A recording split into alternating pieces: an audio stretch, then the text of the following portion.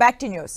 భారత రాజ్యాంగం అమల్లోకి వచ్చి 75 ఏళ్లు పూర్తి చేసుకున్న సందర్భంగా ప్రత్యేక వెబ్సైట్ ఏర్పాటు చేసింది కేంద్రం. అందులో రాజ్యాంగ పరిషత్ చర్చలు, నివేదికలు అందుబాటులో ఉంటాయని కేంద్ర సాంస్కృతిక శాఖ తెలిపింది. ఇవాల్టి నుంచి ఏడాది పొడవునా వేడుకలు నిర్వహించనున్నట్లు చెప్పింది. ఇందులో భాగంగా రాష్ట్రపతి ద్రౌపది ముర్ము అధ్యక్షతన ఇవాళ పాత పార్లమెంటు భవనంలోని సంవిధాన్ సదన్ సెంట్రల్ హాల్లో జరిగే 75వ రాజ్యాంగ దినోత్సవ కార్యక్రమాన్ని నిర్వహించనున్నారు. ఇవాల్టి నుంచి ఏడాది పొడవునా జరిగే వేడుకల్లో రాజ్యాంగ పీఠిక సామూహిక పఠనం లాంటి కార్యక్రమాలు నిర్వహించనున్నట్లు కేంద్ర సాంస్కృతిక శాఖ తెలిపింది. ఈ మేరకు నగరాలు, గ్రామాలు, పాఠశాలల్లో రాజ్యాంగ ప్రావేశికను సామూహికంగా చదివించే కార్యక్రమాలు ఏర్పాటు చేయనున్నట్లు పేర్కొంది.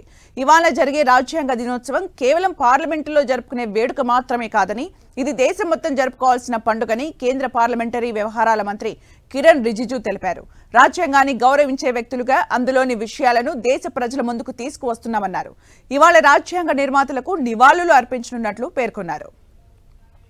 రాజ్యాంగ దినోత్సవ వేడుకల్లో భాగంగా ఒడిశాలో వేడుకలు నిర్వహించారు. ఈ వేడుకల్లో రాష్ట్ర ముఖ్యమంత్రి మోహన్ అంబేద్కర్ కు నివాళులు అర్పించి అనంతరం పాదయాత్ర నిర్వహించారు.